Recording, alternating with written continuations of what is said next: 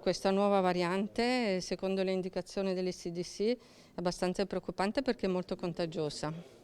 Forse, ma ancora i dati sono pochi, potrebbe essere meno pericolosa in termini di gravità, ma non lo sappiamo ancora.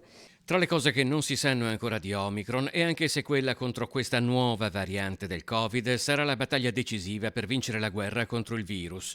Oggi i contagi sono in calo, ma nelle ultime 24 ore il Veneto piange altri 5 decessi che portano il totale a 12.175 e in regione continuano ad esserci più di 61.000 positivi, di cui 1.100 ricoverati e quasi 170 in terapia intensiva. Le uniche cose che possiamo fare è quella di tenere duro, che vuol dire a chi non si è vaccinato che si vaccini, chi non ha fatto la terza dose che la faccia, se ha raggiunto la distanza necessaria, e poi vaccinato o non vaccinato mantenere i comportamenti corretti.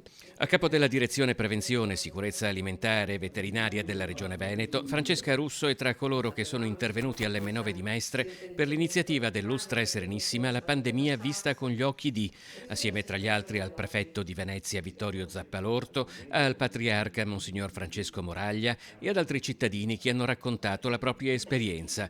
Rispetto a 2 anni fa, la conoscenza del virus è molto maggiore, così come i metodi di prevenzione e difesa. Dire che i vaccini non funzionano direi è un'eresia, una bestialità, perché se non abbiamo i morti, ma ci siamo dimenticati i camion che portavano via le bare.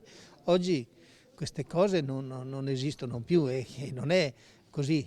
Una mano è stato l'uomo che ha studiato e che ha messo a punto in pochissimo tempo un vaccino e l'ha reso disponibile a tutta la comunità.